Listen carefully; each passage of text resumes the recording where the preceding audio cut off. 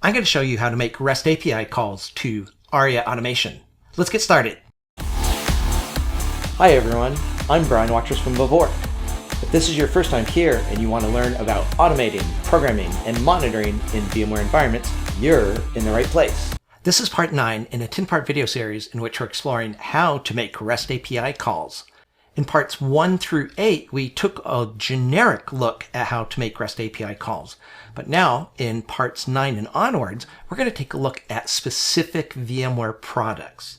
In part 9, we're going to be taking a look at how to make REST API calls to VMware Aria automation. In the previous 2 videos, we used the REST API to do deployments from blueprints that did not require inputs. But some blueprints require inputs. What we're going to do in this video is work with a third blueprint. This is a blueprint called VVork-CentOS-Inputs. Let's take a look at that blueprint. In that blueprint's YAML code, in lines 2 through 10, you can see that we have defined 2 inputs that are going to be asked of whoever is doing a deployment from this blueprint. Now, in many cases, that would be a human being that's going to answer those inputs. In our case, it's not a human being that's kicking off the deployment. Rather, it's our REST client, in this case Postman, kicking off the deployment, and therefore our REST client's going to have to answer those input questions. So in this specific example, I've got 2 admittedly silly inputs. One's called favorite color, that requires a string, and another called favorite number, which requires an integer. Now, this here is the blueprint ID that we're going to work with here. So I'm going to copy this.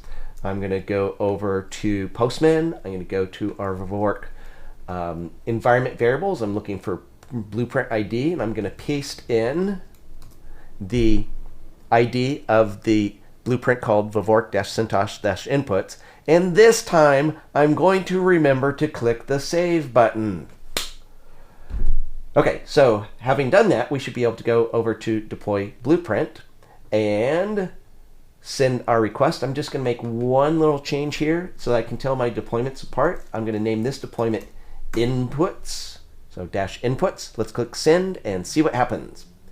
Well, the request that we just submitted via the REST API has been kicked off asynchronously. If we go looking in our response, we saw that we got a 200 series code. That's great. We can see that the REST request has been started, but again, that doesn't mean anything to do with what's actually going on within VRA for that deployment.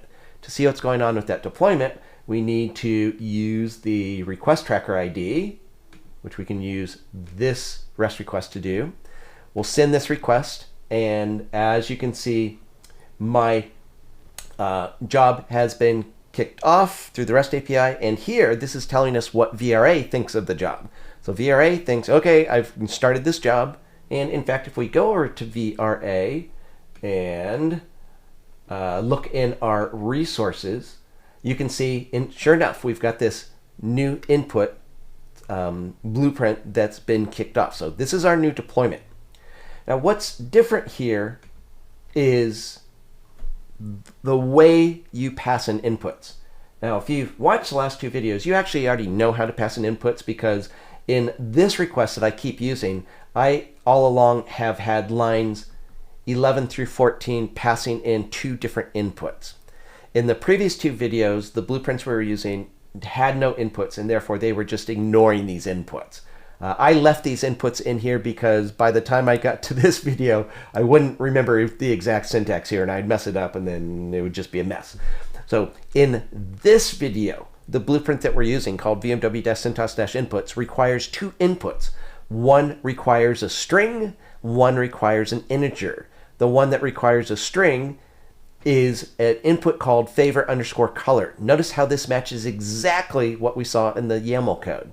And favorite_number matches exactly the name of the input that we saw in the YAML code. So I got to get the names right, and I've got to get the types right, and I've got to get the basic JSON syntax correct here. But if I've done that correctly, then as we've seen over here, the job will kick off to do the deployment just like our other deployments that we've done. So there's not really anything all that different that's going on in this video, except that we've shown you how you look up what the inputs are, Again, to find out the inputs, go to your cloud template, open it up, and look in the input section.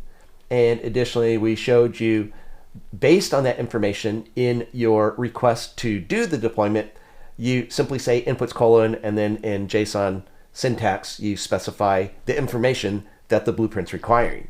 But other than that, this works just like we've seen in deployments in the previous 2 videos. So once again, pat yourself on the back. You know how to do a successful deployment from a VRA blueprint using the REST API. You know how to mess it up and do a broken deployment and detect that it broke. And in this video, you learned how to do a deployment through the REST API in cases where the blueprint itself requires inputs.